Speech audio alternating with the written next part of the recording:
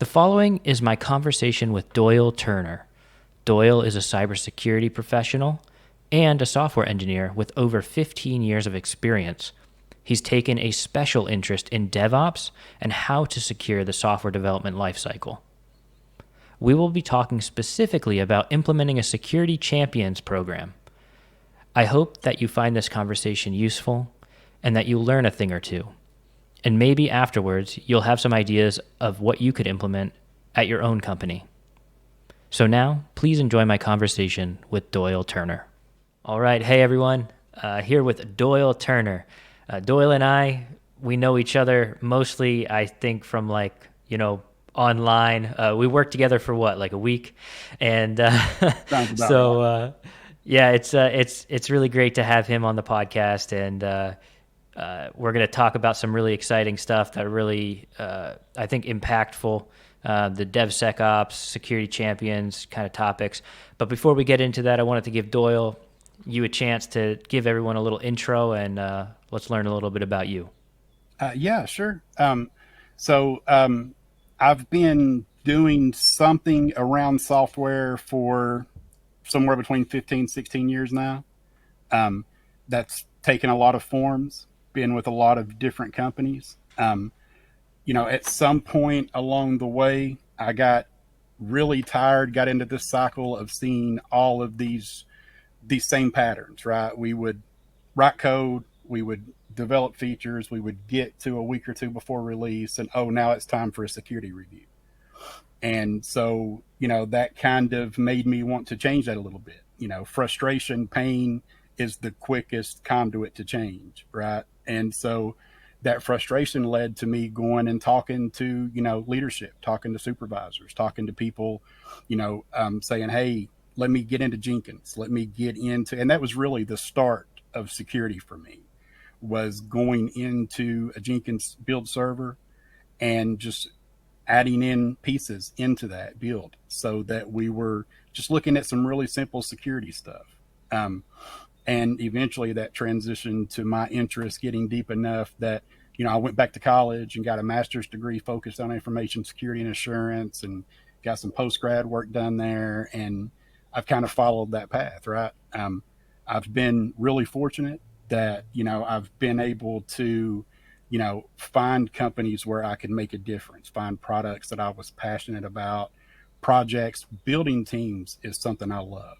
And that's how I got from that baseline of an interest in security to how can I help improve the team, the project, the process, the company.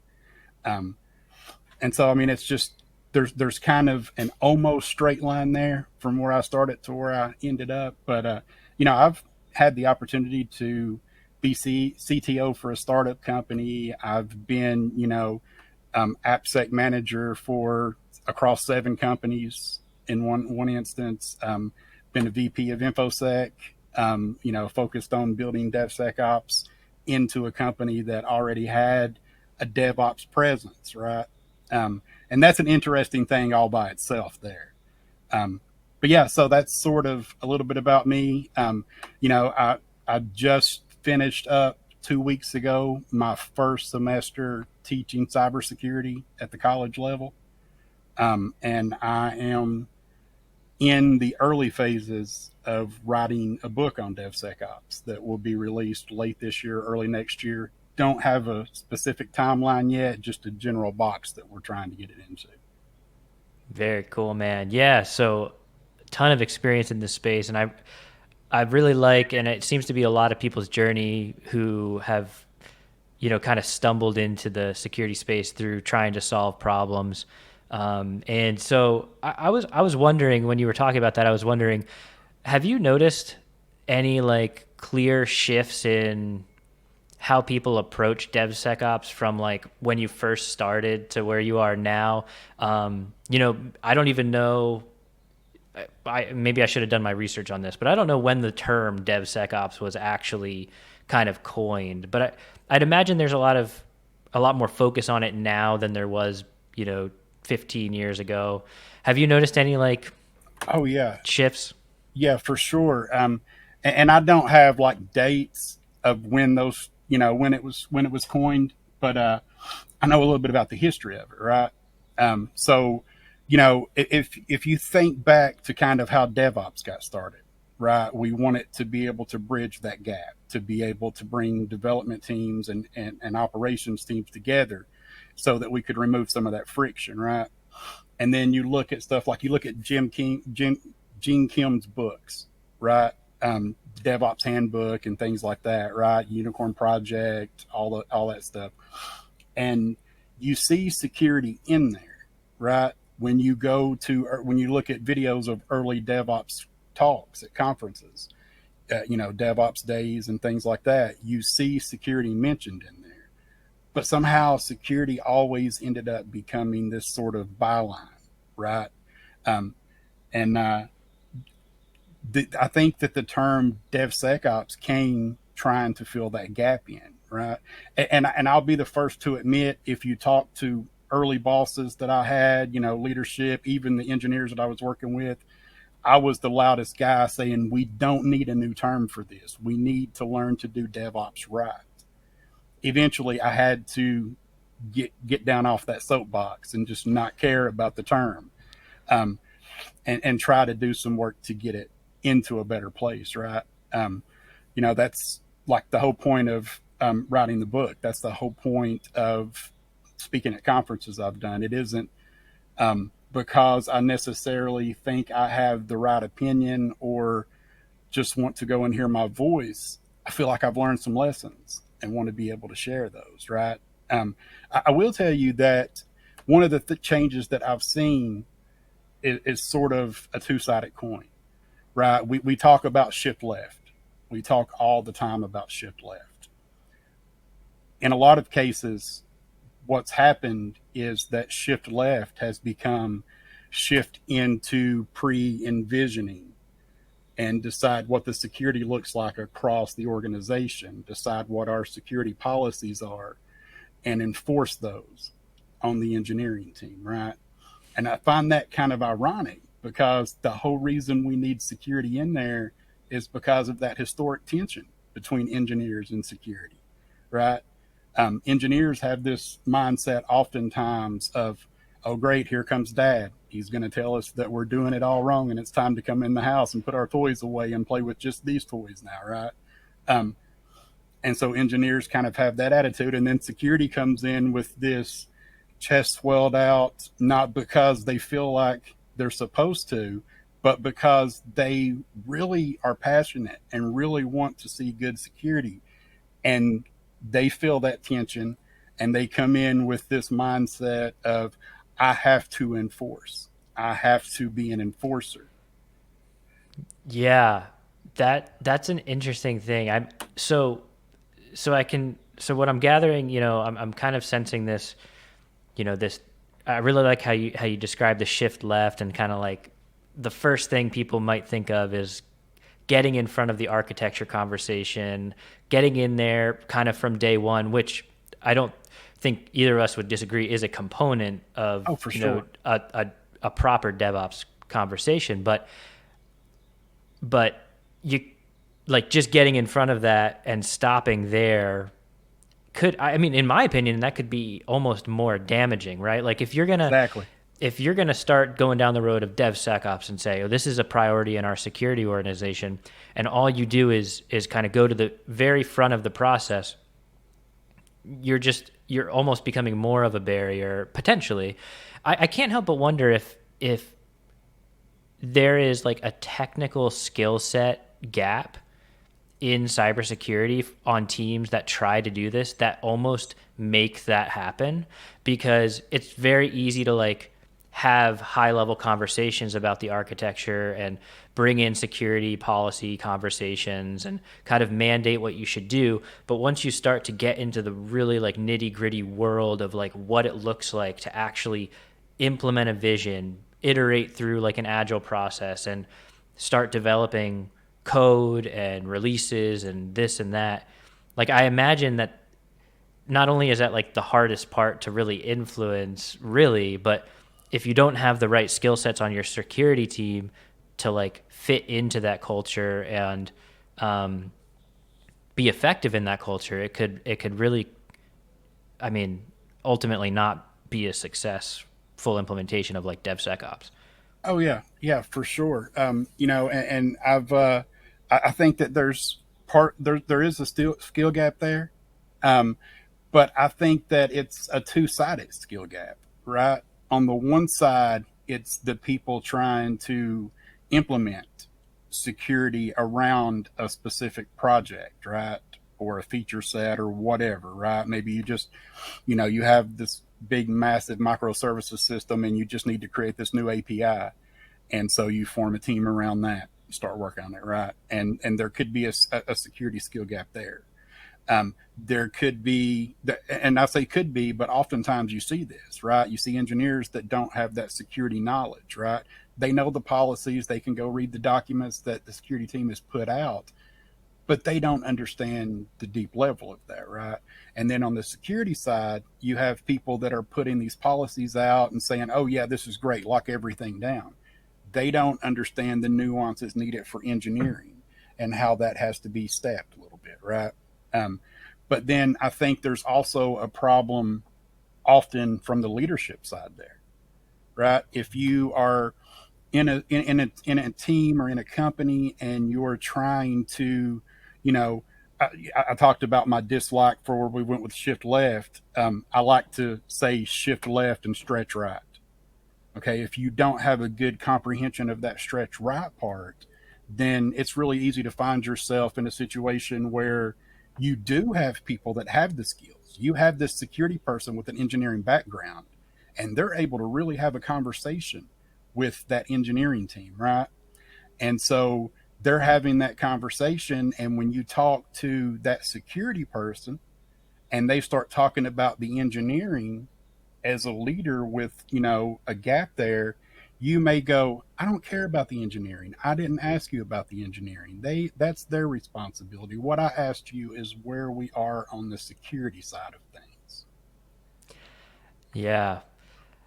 Wow. So I really liked the shift left but stretch right little saying you had there. It really gets the mind thinking in the right way. It really makes you think about the value of software engineers who have a passion for security. That's I went to school for computer science and kind of went right out of college into cybersecurity. So I've always felt like having the coding background was an advantage for me.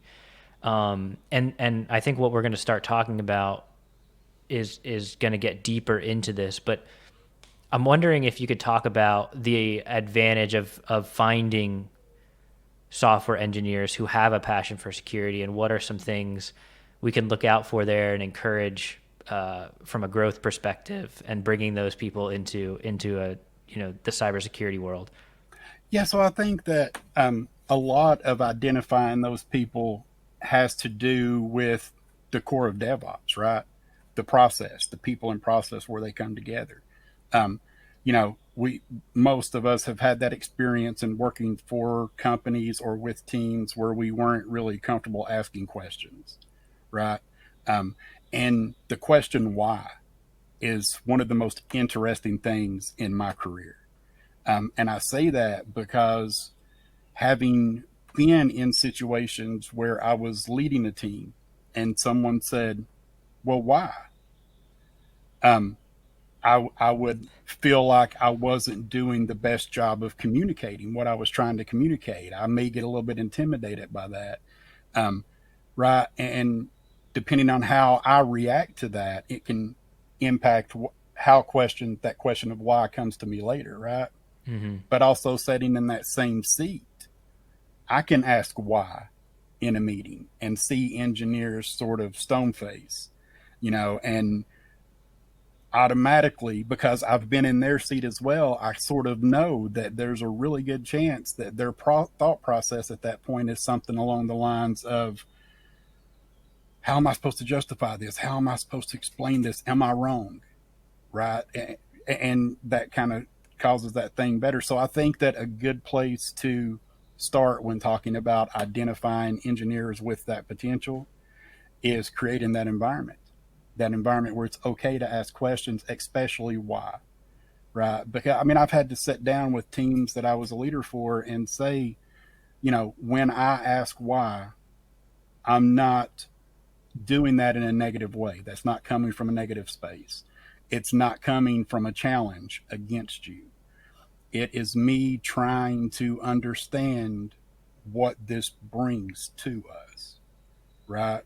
What are the benefits we're going to get here? And if you can answer a good, give me a reasonable why on the benefits, then we can dig into the trade-offs, right? So that's where I feel like kind of the search for security minded engineers starts, right? Maybe not with the specific question of why, but it's a great question, right? Um, but with the ideal that they're questioning, period, right? So almost every company, universally, even down to a lot of startups, but especially when you get above a startup to a company, once they get through the first couple of rounds of seeding, right, then they're at a point where they have their security policies. And there's some universal things, right? They're going to have some required annual training. They're going to be sending out videos that tell people how to look for phishing email attempts. They're going to be sending out, all of these different things, right? And you've got your whole company, and they're watching these videos, they're checking off a survey box and going on about their business, right?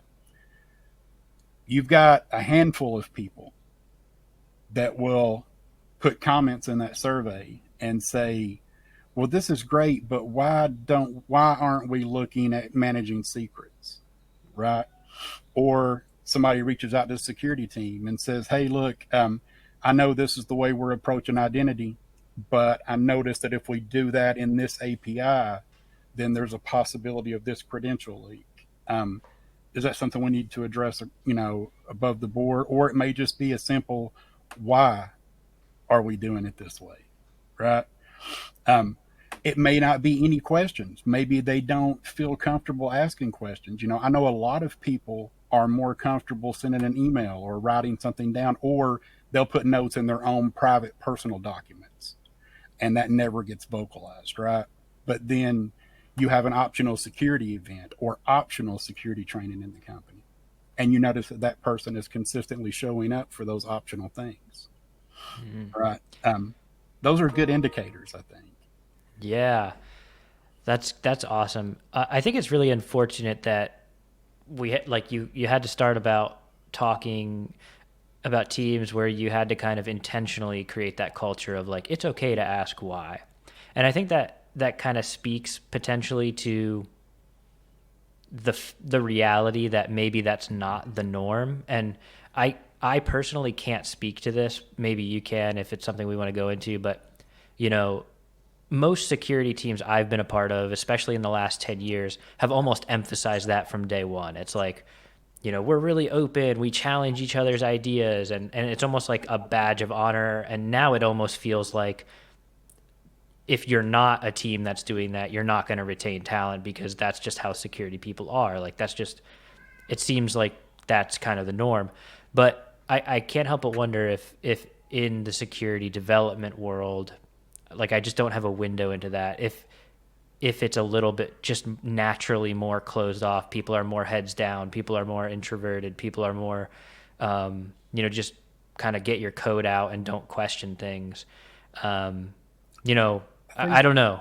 I think there are a lot more teams and organizations than we would expect that are in that place. I feel like they're kind of stuck in that place in a lot of ways because they can't see a path forward. But you also have to frame some of what I said with the ideal that, I've been sort of thinking about team building, DevOps, DevSecOps, all of those things for a long time now.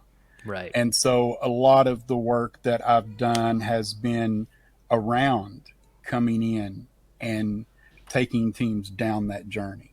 Right. Right. I think that, I've worked, like I said, I've worked for a lot of different types of companies, and at all of those companies, we most of those who have been with more than one or two companies have had that experience where leadership changes and a new leader comes in, and they automatically come in with a plan on how they're going to improve everything, and they start making all these changes. And sometimes it might be in one specific area, right? And sometimes it might be broader. And it's pretty clear that oftentimes they're coming in and making those quick changes because they want to have impact and show that they brought value to the company immediately. That's great. I appreciate that. But it's in stopping and looking at what's already going on that we really find value, right? That's the whole reason that my practice of starting out with any kind of transition around security, engineering, people, and processes starts out with value stream mapping exercises, right? Figure out where we are, not imagine where we should be, right? Right. But yeah, a lot of my experience has come through that pathway of helping companies to sort of find their footing to move forward on that pathway, right? Right. And it just so happens that I came in the door doing that as an engineer who was historically very vocal about the things that were bothering me at this moment about the way we're doing, business as usual. Yeah. Well, I think this is a great segue. So we've been talking a little while about just kind of the DevOps culture and some of the things you've been working on. But I wanted to kind of focus this conversation a little bit more into a very practical component of the security picture when it comes to DevOps. And that is this concept of a security champions program. Now, again, I didn't do my research. I don't know when that term was coined or anything, but it definitely feels like a little bit more of a recent intentional kind of pursuit. I'd be willing to imagine that this has been going on for a long time. Maybe it didn't have a name, and perhaps you were even one of these people, in your early days of when you started asking questions, when you started looking at how can we get ahead of certain things. You became a security champion, and then started implementing these programs yourself, and then eventually it had a name. But anyway, I know this is something you're particularly passionate about too. So can we talk a little bit about like what a security champion program is, and just kind of start there? Yeah, absolutely. So let's go back to our earlier conversation for just a moment, right? So we were talking earlier about that sort of tension between security and engineering teams, and sort of how that has evolved, it's improved, right? And security teams and engineering teams today largely have a better perspective, and they try to be understanding that the security guy coming in is just doing his job, and the security guy understands that these people are trying to write features, and there's a strive for more balance, right? But you still have that security person coming in who's not deeply familiar with the projects other than normally the boundaries of the projects, right? Because that's often where security gets involved, the boundaries between the database and the program, the front end and the back end, the communication between the microservices, the how identity is handled in the system, right? And security comes in with a heavy bend towards security. Now, we talked about those engineers that have an interest in security, and they're already on that team, right? Not only do they understand all of the context of the language, but they work every day with the people that are writing this code. And they already have an understanding of security. And you can almost bet that when they have their retros and when they have their planning meetings, that person at some point is going, well, how are we going to make sure we clean that data that we're taking from the input fields, right? And that's going to lead to them having some kind of structure around that. And then they're going to try to apply those policies into it, right? That security has come up with. That's an inroad, right? I think, like I said, I've had a career that took a lot of different paths. But, there's one core at the heart of most people that work in security, and that is that central hacker mentality of let me get in the door and then make a lateral movement, right? So let's hack security in an engineering team, right? instead of trying to inject this large security thing in there, um, let's go ahead and work directly with that person who's security minded. Let's make sure that we're giving them the opportunity to be upskilled and fill in their gaps on security. And then when you come to me, you come in as a security person and I'm an engineer on the team, and now you've made me an official security champion. You've done a couple of things. You've given me the opportunity to advance my career through upskilling and acknowledgement. You've given yourself that access, right? Now you can bring your security concerns directly to me. We can have a conversation that's ongoing, and I am your vector for lateral movement through the engineering organization. Right? We don't have to fight anymore. Yeah. So that's awesome. So it sounds to me like a security champions program is kind of the internalization and the intentionalization, if that's a word, of seeking these people out, making them an extension of your security team, and partnering with them to make improvements and, essentially shift left and stretch right? So I feel like there's a lot of places we can go here, and you touched on a lot of different things. Can you speak again to maybe what a practical implementation looks like? So you touched on, maybe providing some training opportunities, giving them career potential.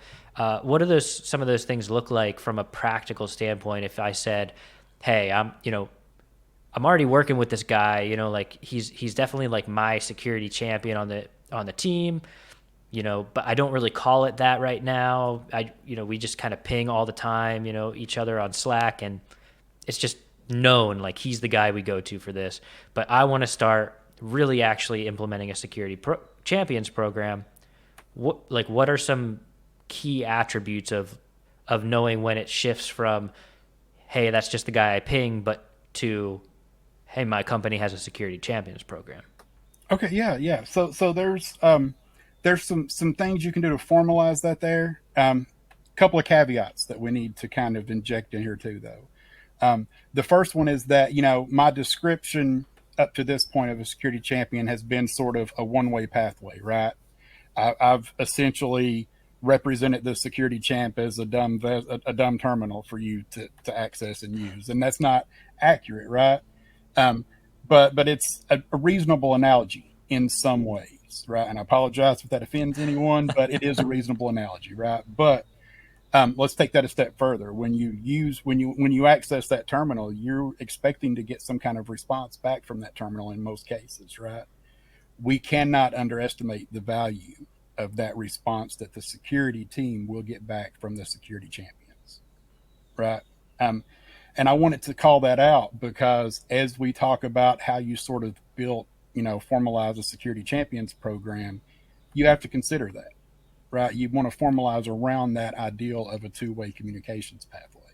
Right. So you're not just sucking the environment of its resources, right? You want to cut, if you approach your security. So step one, don't approach your security champions program like that, because it won't work. If it's very obvious that you're just coming in, trying to suck all the resources for yourself, it's a symbiotic relationship from day one. Exactly. And as part of that relationship, you have to include in that formalization that it's still an engineer. The security champion is not becoming a security professional. They may decide they want to do that later in their career, but that is less helpful for scaling security across a large organization than having a champion who is an actual engineer. Yeah, and I hate to interrupt you here. I don't want to interrupt your flow, but I think that's a really good point. Some people might get stuck on that and say, well, we don't really have openings. We don't have budgets for new, headcount in our team for the AppSec program, let's just say. And they might say, oh, well, we don't want to encourage people. I don't want to give false hope. We don't have a, room to bring someone onto the team. But it sounds like we almost flip that script and say, we're not really, this is a hack in a sense, right? You don't have to have room for more budget for another head count or three. It's it shouldn't be looked at as you're bringing someone on to your team formally, maybe informally, like as part of the Security Champions program. But it's an opportunity for them to grow and potentially fill that headcount elsewhere or in the future if you have headcount. But I really liked that call out specifically. I didn't mean to interrupt you, but I think that's a pretty valid point. It's important to really building a security champions program versus recruiting engineers to join your security team. Those are two completely different things, and I just want to. It's good to stop and call that out because the intent is to maintain that separation. Right. Right. So now we've got a situation where let's imagine a company X, and company X has 5 engineering teams, right? And from each of those engineering teams, we're going to select, one person that has a security interest or that we just feel like from our communication with them could pick up on the security stuff pretty easy, right? And then we're going to set up a cadence to get together with them, right? Set up a Teams call or a Zoom meeting or whatever we're using at company X. Get on Slack, I don't care. We get somewhere, we get in a room if we're in person, right? I've been virtual for a while, so I forget that people go to offices. Right, we find that cadence once a month, right? Bi-weekly, whatever works. And maybe bi-weekly to start out, and 6 months in, we shift to once a month. And we spend that time having conversations about security, right? So maybe there's that secrets issue that we discussed early, right? Or some something with identity that needs to change or that keeps coming back wrong. And so we upskill on that. We spend 15 minutes talking about that, do a quick demo. It's a really small thing, but it's consistently showing up. So we do that. We spend 15 minutes talking about it. And then we have just a conversation with our engineers about, what they're seeing. What's the current security concerns that are in the application they're working on? What are the trends that we're seeing across all of the microservices that these different teams are working on, right? And it really starts out there. It starts out with that informal little bit of stuff, right? And then we can build on that. We can add other things into it. We can say, okay, what is the what is the company doing for the security team to upskill internally, right? Let's evaluate that and see if there's room for us to optionally allow those security champions to come and join some of that training, right? And it doesn't have to be anything that's directly applicable to the software they're working on or anything relevant to that, right? Maybe you've got, someone coming in and your security team is doing, a command and control thing for 4 hours on Friday. This person probably doesn't know, maybe they don't know anything about command and control, right? But if you open that up and give them the opportunity, then maybe they're going to join that. And maybe as a result of that, they're going to say, we've got some code that looks just like that nobody's really looked at because it's legacy code and we've had it for 2 years, right? And I know that's far-fetched with all the scanners and threat hunting and everything, but let's be realistic. We still see, we find stuff like that, right? And it's that lack of communication between the engineering teams and security, because most engineers don't want to come to the security team and say, hey, I noticed this potential thing from 2 years ago, because now we've got to do a full audit on all the code and we've got to implement extra scanners and we've got to go and rewrite stuff that's still in production but hasn't really been updated in a while, right? And I say almost no one, because the people that are going to be in your security champs programs are likely the ones that are going to come to you with that conversation, but they can only do that if they're aware of it. Right? Yeah. A couple of things I wanted to highlight from that part of the conversation. I think bringing people from engineering teams to discuss security has so much value. And perhaps one of the things about security champions programs that is super cool that isn't entirely obvious for someone who's maybe newly implementing it is that they don't, like, you don't even need to be having the conversations about that engineer's specific application. Like when I was envisioning Company X that you had created, and there's 5 engineering teams, and if you were to get those 5 engineers together, you could only be talking about one engineering team's challenges, but you're giving the opportunity to the 4 other engineering team security champions to provide input into that and just kind of threat model, talk about a potential issue, and maybe the next time you get together, it's another team, or it could be something outside of all of their teams altogether. But, you know, I think that's also a way to make it not feel like, hey, you're a spy inside of your team and we're only caring about your problems and we want to really highlight your issues.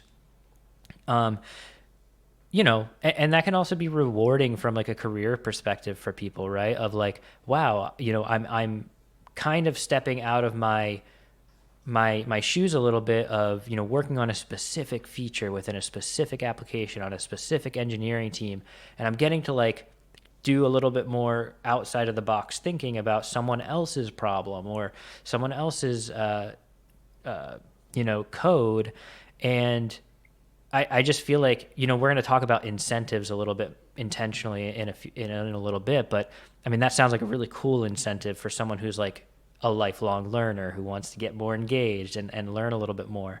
The other thing is, you know, I really wanted to highlight, and I like that part about opening training to these security champions from a cybersecurity perspective, because there is like that, I don't even know like what you would call it, but you described it perfectly of like, you're learning about command and control, or you're just kind of learning about some obscure cybersecurity topic you never really thought you were going to have use for.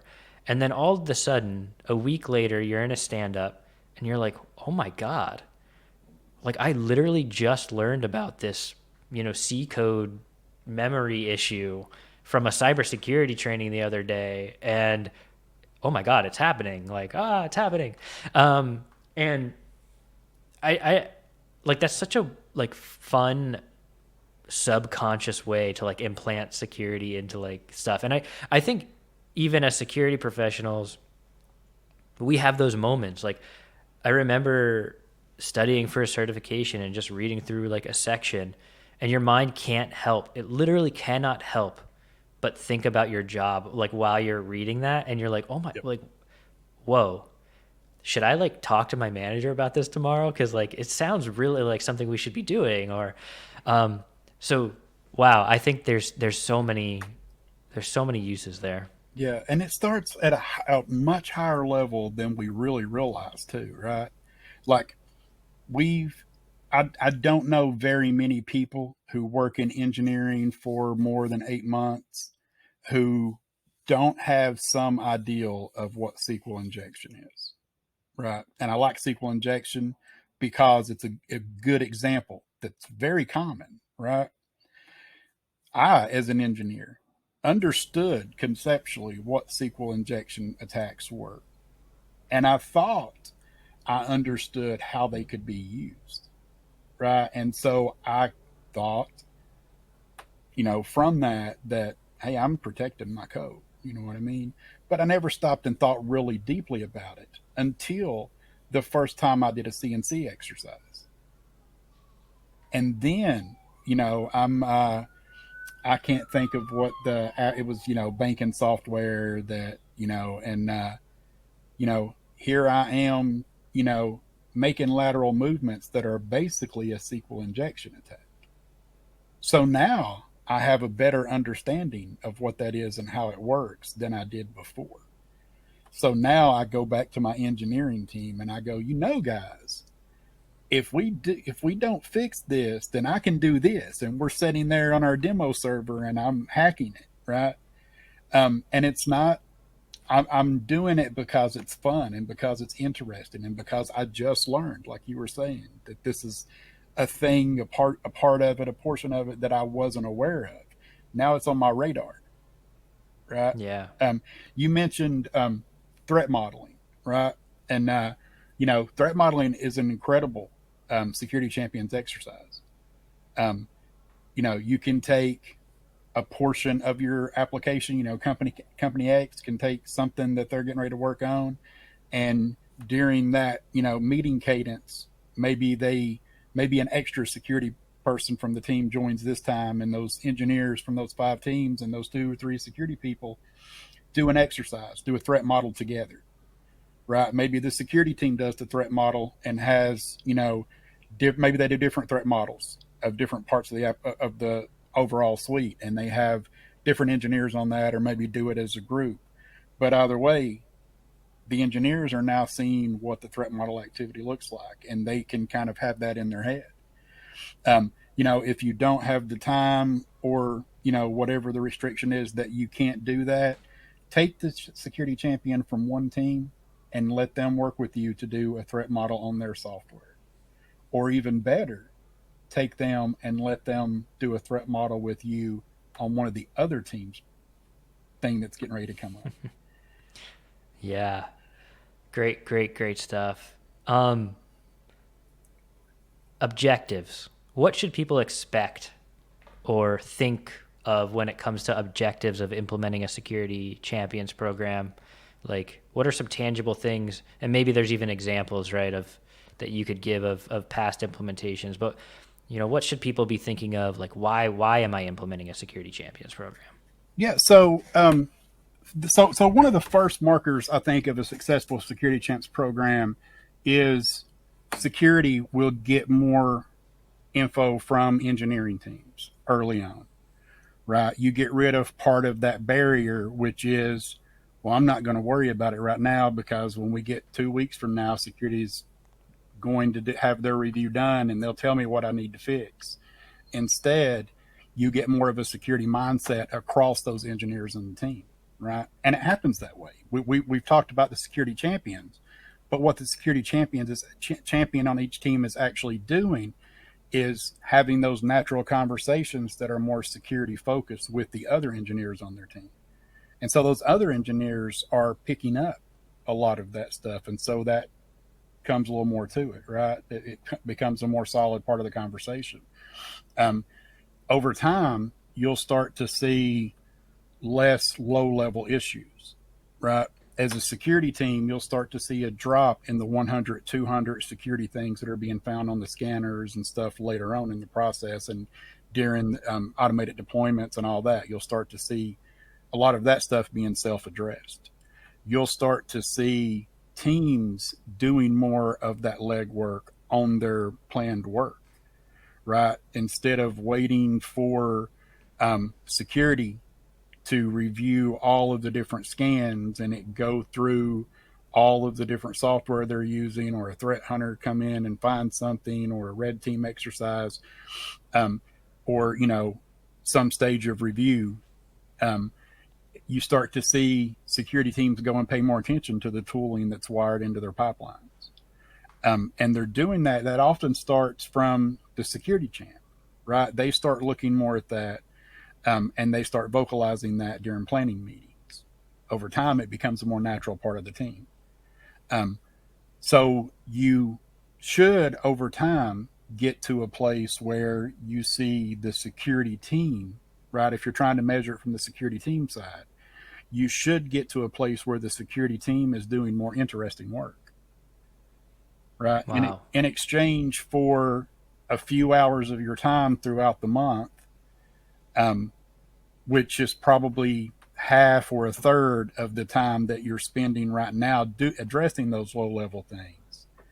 You have engineers that are doing engineering work that is more around secure coding practices.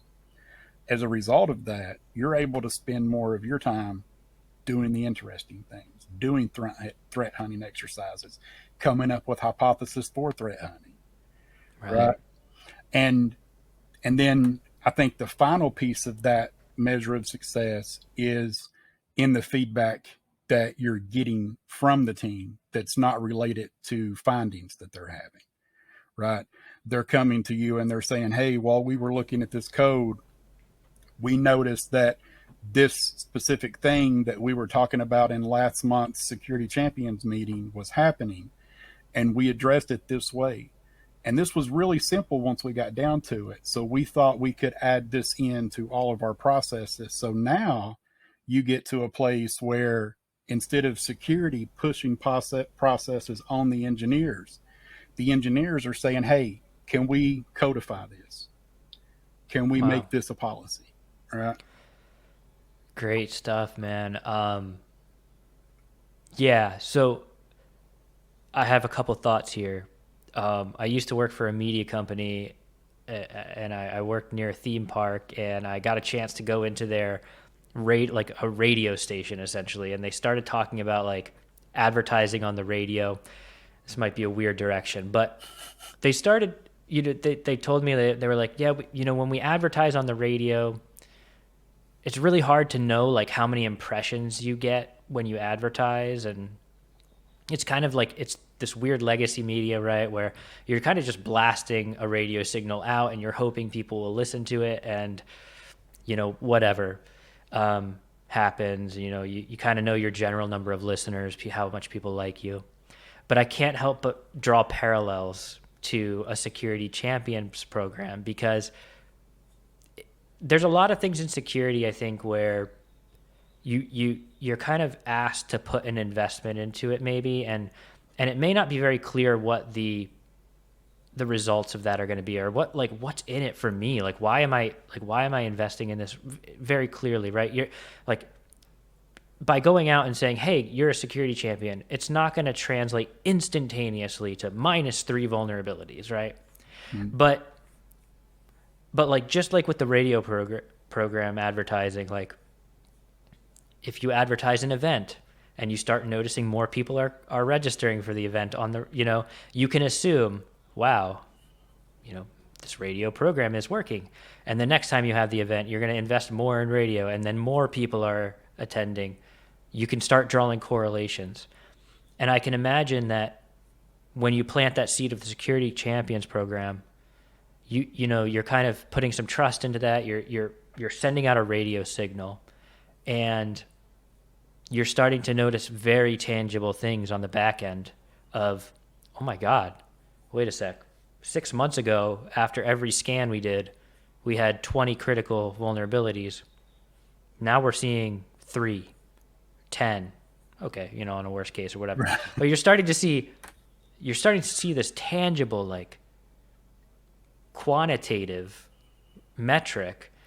And it still may be hard to tie it to one thing, right? Like the Security Champions program, but it certainly becomes obvious that it's part of this package deal of like, we're making an intentional effort, we're branching out, and we can start to see that impact our teams. I think that's a really appealing reason to invest in thinking about and implementing a Security Champions program.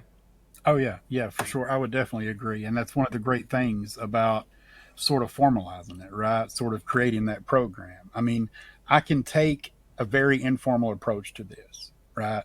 I know, you're an engineer on a team, and I know you, right? We have lunch together every now and then because we're both into cricket, and so we have lunch and talk about it, right?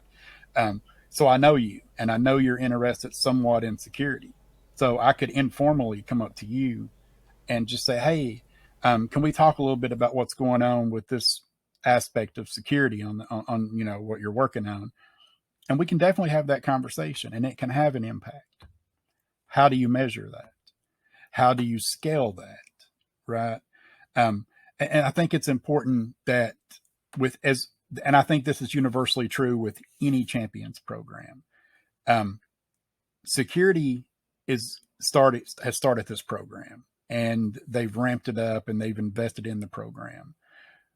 There should at some point become an organic shift in a successful security program. It should be ultimately driven by the champions themselves, right? You have your monthly or whatever your cadence is, that meeting with the champions, and one of those champions says, look, we've noticed that we really don't have a deep understanding of SQL injection. Is there any way that, someone from the security team could put together a lab or some live training or come and talk to us and show us some solid examples of this. So they start telling you where the gaps are in their knowledge. Man, that just takes out so much of the guesswork. I Yeah. think, you know what I mean? Like, I feel like sometimes it could be frustrating and almost burdensome. It's like, man, what should I do? Like, what should I really focus on next? You know, like, okay, I want to give a training. There's so much to choose from. You know, I have this in my day job. I run the SOC, and it's, you know, there's a million things happening at any given moment, and I could choose to give a training or focus on like one thing, but it's so much more helpful if an analyst comes to me and says, dude, we're not quite getting this specific thing. And the value that provides, right, is just so much better. So it sounds like, yeah, that's a really good call out for an objective, right? Start measuring how much you have to drive it versus the security champions are starting to drive it. And that's, I really like to visualize things on a line, like shifting, you know, whether that's, you know, analyzing an alert. If it's benign, it's over here. If it's malicious, it's over here. But like, there's also a slider for like security champions and how much are the champions driving it? You know, are they doing 20%? Next week, is it, you know, or next year, is it 75% or has it gone down, right? That's an indicator of, oh, maybe we're doing something wrong. So I really like that as an objective. Well, Doyle, I want to be really respectful of your time, but I hope you have time for like one more quick insight, specifically around incentivizing security champions. I know we touched on some of this stuff. It's okay if we kind of reiterate it. But sometimes people don't really like to sign up for free work. Certainly if people have innate interest in security and that's like a career development they want to make, it's a little bit more enticing. But have you seen any effective examples of like incentivizing security champions programs? Yeah, so I think that there's different levels of incentivization for a security champions program, and a lot of that comes down to company culture and what works within the company, right? There's some baseline things that are sort of universal, right? Acknowledgement is a big thing, right?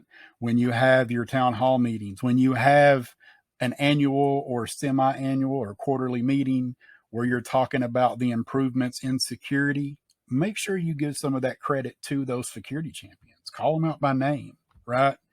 If you have a security champion that comes back with feedback and says, and that feedback leads to the discovery of a major critical vulnerability, and that gets addressed before it ever gets to the customers, or at least before it's exploited, hopefully, then that's a win. And there's different ways you can approach that, right? And you want to give credit to the security team because obviously they're working on that too. But, throw a bone over to that security champion that led you down that pathway. That acknowledgement goes a long way because all of us want to be acknowledged that we had some part of the things that, we're taking pride in that we did, right? And we want to share that pride with others. So that goes a long way, right? We talked about inviting champions into security training. That's, the security team's going on. If the company has budget, open up the option for security champions to go to a short security event outside of the company, right? Normally they would possibly get coverage for travel or tickets for an engineering conference, but open up the possibility of them going to a security conference, right? There's, obviously financial incentives and other things that I don't really see as key drivers there. If the company is in a place where it can do it, they don't hurt the program. But, people, and there's nothing wrong with being in a security career because you want to make money. There's nothing wrong with being in an engineering career because you want to make money. But the ideal of being a security champion is a little bit more about the passion and the career trajectory, right? I think one of the biggest incentives for participating in a security champions program is the opportunities it gives to prepare someone for leadership, whether that's managing a team or being able to better lead the team from within, right? one of the things that consistently happens with security champions is that normally you wouldn't put a team lead as the security champion because they already have a lot of demands on their time. They're likely already interested in security, but focused on other project priorities. You don't want to detract from that. But what you'll see is as that security champion acclimates and gets more knowledge and more insights, that that team lead will turn more to them when it comes to the security aspect of a program. And so that naturally guides them down the road to taking more leadership within the team, becoming a team lead, right? Moving from engineer to senior engineer to principal to staff, right? To technical fellow. Security champions are your prime candidates to go down that pathway. And as they go, they're going to take that new security insight in their engineering with them. So it just improves the future. We talk all the time in security and InfoSec about the gap in skills. We talk about needing to get people trained, right? I think the last I heard, it was projected to be 500,000 by 2025 or something like that. Additional people needed. Isn't this one of the pathways to get that security into the products? Right. Yeah, all good stuff, man. I can't imagine it being harmful to have on your resume as a security or as a software engineer that you were an active participant in a security champions program. I think a lot of teams would be like, oh, wow, this guy could be a great conduit to like helping alleviate some of the things that were experienced, maybe that are negative, or, expanding upon things that are positive in the relationship with security. Absolutely. So Doyle, this has been an awesome conversation, and I think the concept of a security champions program is something that everyone should be considering to some degree, whether that's a super informal version of it or, if you're a massive organization who hasn't done this, implementing it at a larger scale. It sounds like really there's only upsides to just considering how this can impact your team and your organization. So I really appreciate you coming on and sharing your experiences and your passion for the topic. Kind of parting here, is there anything you wanted to plug or, where people can find you, anything of that nature? Well, yeah, I guess we can toss a little plug in there.